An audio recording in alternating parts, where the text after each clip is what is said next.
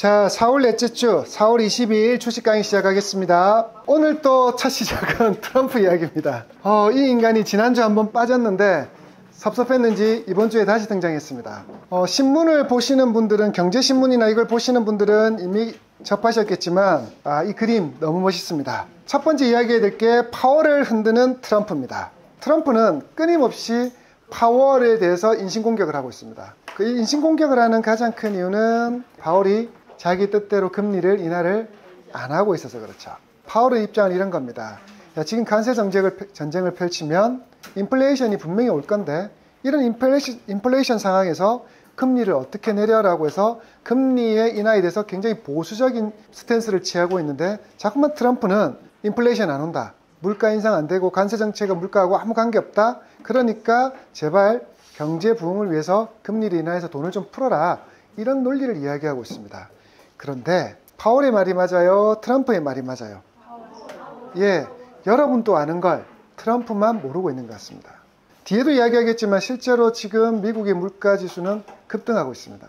그러니 트럼프의 이 요구를 파월이 들어주지 않고 있는 건 정말 학자적 양심 또는 어떻게 보면 나라를 위한 마음에서 저는 제대로 하고 있는 것 같습니다. 그러니 파월이 이렇게 말을 안 들으니 어떻게 하냐면, 트럼프는 잘라야 된다라고 계속 언급을 하고, 그러면서 그러한 시도를 국무회의에서 시도도 합니다. 근데 알고 계신지 모르겠지만 연방준비위원회 의장의 임기는 법적으로 보장되어 있습니다. 대통령이 또는 그 외의 부분에서 압박으로 인해서 자기가 스스로 사임하겠다 하지 않는 한은 자를 수가 없습니다. 뭐 우리나라처럼 탄핵 소추해가지고 니 물러나, 이런 거 못합니다. 독립성을 가지고 있는데, 자꾸만 이 트럼프가 이 독립성을 가지고 있는, 누구나 다 알고 있는 이 연방준비위원회의 독립성을 건드리고 있다 보니까 세계 경제가 지금 걱정에 빠져 있는 거죠. 야, 트럼프가 저렇게 하다 보면 결국 제가 안 되는 걸 자꾸만 결국은 실행하고 있으니까 저러다가 진짜 파월 잘리는 거 아니야? 저러다가 파월 잘리면 연방준비위원회도 누구 마음대로 트럼프 뜻대로 움직이는 거 아니야? 이러면서 세계 금융시장이 요동을 칩니다.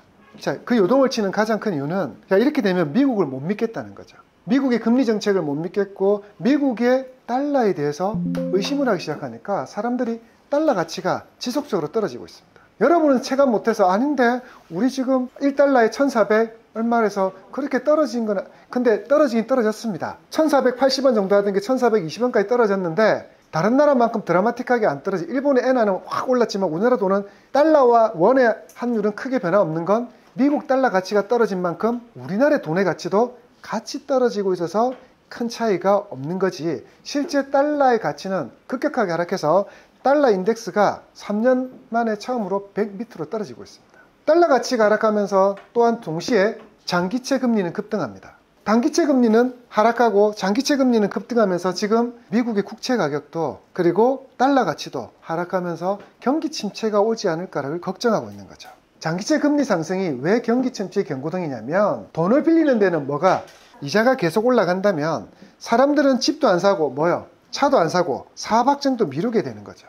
그러니 소비도 안 되고 뭐가 안 되는 거야? 생산도 안 되는 최악의 상황이 발생을 하는 거죠. 근데 그게 장기채 금리 상승인 거예요. 장기채 금리는 3년, 5년, 10년 이렇게 길게 보는 거잖아요. 특히 3년은 제외하고 5년, 10년에, 특히 10년, 미국의 그 경우는 10년물 국채 만기 금리인데, 이게 상승하고 있다는 건 앞으로의 긴 계획을 세우는 건 못한다는 게 되는 거예요. 자, 그래서 반대로 아까 장기채 금리는 급등한댔죠? 근데 단기물 국채 2년, 3년 미국 단기물 국채 금리는 하락하면서 베어 스티프닝, 이 말을 저도 처음 들었습니다. 저도 처음 듣는 말인데, 베어 스티프닝 현상이 지속된답니다. 자, 이건 단어는 기억하지 않아도 좋습니다. 중요한 건 단기물 국채금리가 하락하고 중장기물 국채금리는 상승하는 이런 상황은 경제에는 좋지 않은 상황이라는 거죠. 그리고 아까도 말씀드린 것처럼 달러 인덱스 지수는 드디어 몇 년 만에, 3년 만에 100이 깨지면서 지금 최저 수준으로 가고 있습니다. 자, 이렇게 달러 가치 떨어지고 미국의 국채금리 떨어지니까 반대로 사람들은 돈이 어디로 몰립니까? 그 돈이 빠지면 어딘가는 가야 되잖아요. 그러니 사람들이 이제 달러를 못 믿겠다 했으니까 달러만큼 안전자산이 뭡니까? 금이죠. 비트코인을 투자하는 분들은 그런 말 하죠. 달러를 대신할 게 뭐라고 생각한다고요? 비트코인이라고. 근데 오히려 여전히 이런 상황이 딱 돼도 사람들은 비트코인보다 금에 대한 신뢰가 더 높은지, 지금 금선물 지수는 역대 최고를 기록하고 있습니다. 저희 딸 돌잔치 때 사실 그만 돈 주는 사람이 미웠거든요.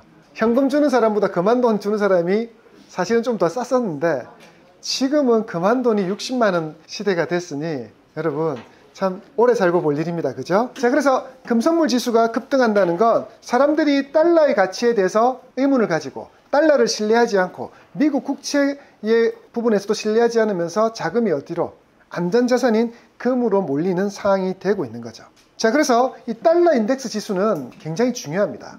세계적으로 큰 사건이 발생했을 경우, 이 세계적으로 큰 사건이 발생했다는 건 전쟁일 수도 있고요. 그리고 금융위기죠.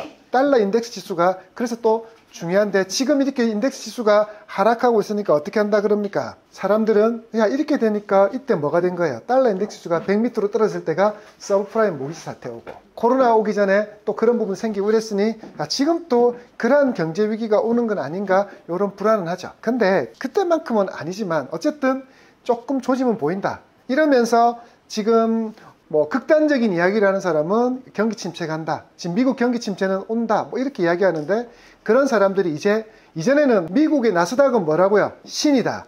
미국 주식은 무조건 오른다라는 부분에서 그런 사람들만 100명 있었다면 이제 한 일부 20명, 30명은 이제 경기 침체를 이야기하고 있는 상황이 돼서 완전 나쁘다라기보다는 썩 좋지 않은 상태로 가고 있는 현상입니다. 자, 두 번째 주제는 이겁니다. 트럼프는 끝까지 뭐라고 했죠? 관세가 물가에 영향을 미치지 않는다라고 했는데 두 번째 주제, 관세 정책으로 인한 비용이 소비자에게 부담되고 있다는 이야기입니다. 두 번째 주제는 이거예요. 자, 관세 전쟁이 아직 본격화 전이나 미국 미시간대에서 발표한 소비자 물가 지수가 2025년 4월 현재 6.7%입니다. 이전에 보면 작년 연말이 2.6%였는데 이게 지금 반년 만에 어떻게 해요? 6.7로 3배 이상 급등했다는 겁니다. 이렇게 물가가 급등하고 있는데 트럼프는 계속 아니라고 이야기합니다. 이런 걸 봤으니 파월은 금리 인상을 할 수 없는 게 당연한 거죠. 단순하게 물가만 이렇게 급등한 게 아니라 실제로 이게 현상을 미치니까 월마트에 지난번 실적 발표 이야기했었죠. 월마트의 실적이 좋지 않게 나왔고 게다가 앞으로의 예상 실적도 월마트의 CEO가 좋지 않을 거니까 기대하지 마라고 하면서 월마트 주가가 급락했다라고 이야기했습니다. 이번에는 코스트코가 관세 정책에 영향을 받아서 물가가 급등하는 영향으로 코스트코의 매출이 줄어들고 자, 이 코스트코는 이렇습니다. 월마트는 서민들이 이용하는 마트, 코스트코는 그래도 중산층 이상이 이용하는 마트인데 서민들은 이런 경기 침체에 제일 빨리 영향을 받아 소비를 줄이죠. 그래서 월마트 실적이 제일 빨리 반영되고 이제 중산층 이상의 사람들도 소비를 줄이는 상황이 되니까 코스트코의 실적도 영향을 미쳤습니다.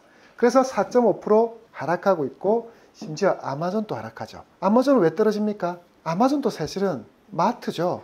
대신에 오프라인 마트가 아니라 어디? 온라인 마트죠. 아마존에 파는 물건들도 결국 관세 영향에 가격이 오르니 아마존의 온라인 배송들도 줄어들 수밖에 없는 구조인 거예요. 자, 그러면서 소비, 쇼핑 관련된, 유통 관련된 기업들이 주가가 맥을 못 추고 있습니다. 자, 그리고 미국 소비자들이 어떻게 하는 겁니까? 중국의 저가 제품을 사재기를 하고 있습니다. 지난주에 제가 휴지 사 모은다 했죠? 자, 그리고 지금 미국 소비자들은 이와 더불어서 중국의 관세가 완벽하게 부과되기 전에 시인, 테무 이런 저가 제품들 있죠. 거기서 판매하는 그걸 미리 주문해서 사재기를 하고 있습니다. 중국에서는 혹시 알고 계신가요? 선전에 봉제 공장에서는 사돈의 팔촌의 친척까지 다 데리고 와서 옷을 만들어서 미국에 관세 부과되기 전에 수출한다고 난리도 아니었습니다. 걔들은 그렇게 만들어낸다고 난리도 아니었고요. 미국 애들은 어떻게 해요? 미리 주문한다고 난리도 아니었던 거죠. 그만큼 인플레이션이 미국 국민들에게 어떻게 되고 있다는 거예요? 현실에 침투하고 있다는 거죠. 그럼에도 불구하고 이렇게 되면 야, 미국 어떻게 해요? 국채 금리도 급등하고 달러 가치도 좀 안 좋고 이렇게 되면 뭐 해야 되는 겁니까? 관세 정책, 이제 중국 때리고 이런 관세 정책들 좀 처리할 만도 한데 세 번째 이겁니다. 여전히 계속되는 미국의 중국 때리기. 미국은 중국과의 관세 전쟁을 포기할 생각이 없는 것 같습니다. 자, 그래서 트럼프는 계속 중국을 때리고 있는데 시진핑이 별로 반응이 없어요. 그리고 계속해서 관세를 100% 했다가 250%까지 올렸죠. 그런데도 웬만하면 항복할 거 잘못했습니다 이렇게 할 만한데 오히려 고개 빳빳하게 들고 뭐라고 하냐면 신뢰할 수 있고 일관적인 정책을 이야기할 수 있는 지위에 있는 사람과의 대화에는 응할 생각이 있으나 지금 이러한 상황에서는 미국과의 대화를 할 의사가 없다라고 이야기합니다. 이 말은 뭡니까? 누구랑은 대화하기 싫다는 겁니까? 트럼프 니하고는 말 안 하겠다는 겁니다. 그러니까 자기의 도전했다 생각하니 트럼프는 계속해서 네가 이래도 안 죽어? 보통 이러잖아. 때리고 했는데도 얘가 계속 버티고 있으면 코피가 안 터지면 어떻게 합니까? 또 때려야 되잖아요. 그러니까 이제는 이렇게 합니다. 중국 생산 선박과 중국 선사 선박의 미국 입항 시 톤당 $50의 관세를 부과한답니다. 자, 이게 무슨 말이냐면 삼성중공업에서 생산된 선박은 괜찮아. 근데 중국 조선소에 생산된 배를 중국 애가 아니라 우리나라 HMM이 가지고 와도 톤당 $50. 에버그린 같은 대만 선사가 배를 가지고 와도 어떻게? 그게 중국에서 생산된 배면 톤당 $50 물리겠다는 겁니다. 그러니 외국계 세운회사가 중국산 선박을 갖고 와도 물리고 또 중국 선사애가 와도 물리겠다는 겁니다. 근데 중국 선사는 아닌데 우리는 삼성중공업에서 했는데 아니 너는 중국 선사잖아. 그러니 결국은 중국 냄새만 나도 뭐 하겠다는 겁니까?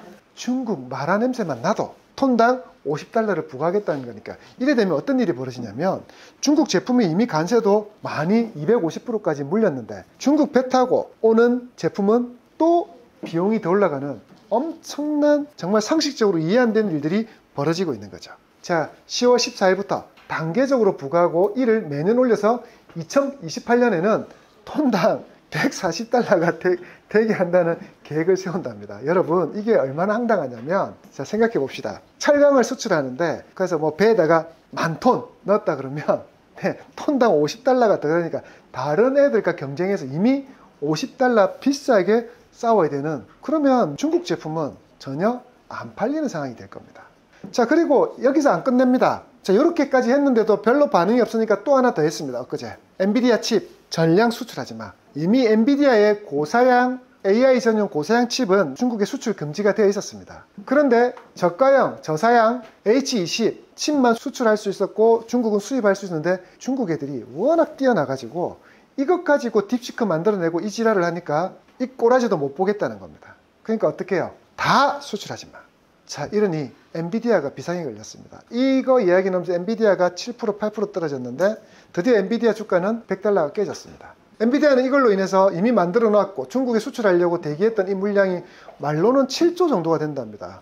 뭐 그게 뭐 손실이라는데 7천억인지 7초인지 그런 손실을 예상할 수 있다라고까지 이야기하고 그래서 젠슨왕이 제발 트럼프 이러지 말라고 부탁을 했는데도 젠슨왕 말로는 그날 분명히 그래 안 하겠다 했는데 하루 지나고 그 다음날 아침에 금지를 해버려서 젠슨왕도 자기도 몰랐다라고 이야기를 했답니다. 자 그리고 또 이거죠. 미국인들이 관세를 피해서 아까 제가 말씀드렸죠. 시인, 테무 우리 지금 쓰고 있는 이걸 통해서 중국산 제품을 미리 사재기를 하려고 하니까 그것마저도 뭐 한다는 겁니까? 관세. 여러분 알고 계시죠? 국가 간에 제가 예전에 수업 시간에 말씀드린 것 같은데 심장님 어떻게 테무가 가지고 오는데 그게 무료 배송이 됩니까? 라고 한 거 기억나십니까? 그게 왜 된다 그랬어요? 세계 우편 협약 때문이거든요. 후진국에서 선진국으로 보내는 우편물과 택배는 선진국이 부담하는 그런 세계 우편 협약이 있어요. 그 안에 중국이 제가 왜 후진국인지는 모르겠는데 세계 우편 협약에는 중국이 후진국이라서 우리가 이 사람들의 우편 요금, 택배 요금을 지원해야 되는 규정이 있어요. 그래서 얘들이 택배를 많이 보내면 우리 세금으로 그걸 다 부담합니다. 그게 여러분 시인테무에 막 주문하지만 여러분 세금 나가요. 자 그래서 얘들이 택배도 무료죠. 그리고 지금 우리나라는 얼마까지 무관세인지 모르겠는데 각 나라별로 약간의 물량 정도 이 정도는 관세 없이 뭐 해외 배송으로 주문받게 해주자라고 한 게 있거든요. 우리나라는 그게 얼마인지 제가 기억이 안 나네요. 근데 그것마저도 이제 뭐 하겠다는 거예요. 소량의 제품의 해외 배송도 관세를 부과하겠다는 거죠. 자 이거는 중국 애들도 죽이는 거지만 미국의 소비자들도 죽이는 행위가 됩니다. 좋은 거 아니죠. 자 이렇게 중국을 계속 때려서 중국이 뭐 하게 만드는 겁니까? 내 앞에 와서 뭐 무릎 꿇어 이렇게 하고 있는데 여전히 중국은 답이 없습니다.